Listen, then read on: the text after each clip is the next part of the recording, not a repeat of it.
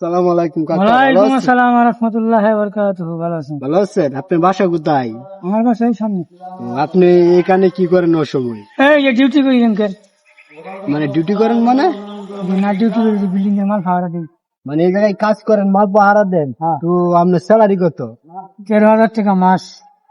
মাসে কি আপনার 13,000 টাকা স্যালারি দেয়? স্যালারি মাসে কয় তারিখে দেয়? 2 তারিখ। মাসে 2 তারিখে স্যালারি দিয়ে দেয়।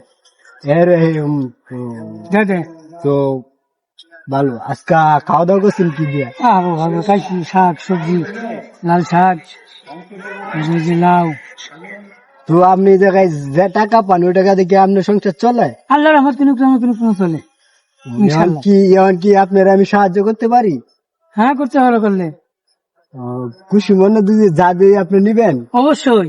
মানে নিতে আপনাকে দাও বাবা, দাও দেখি আঙ্কেল।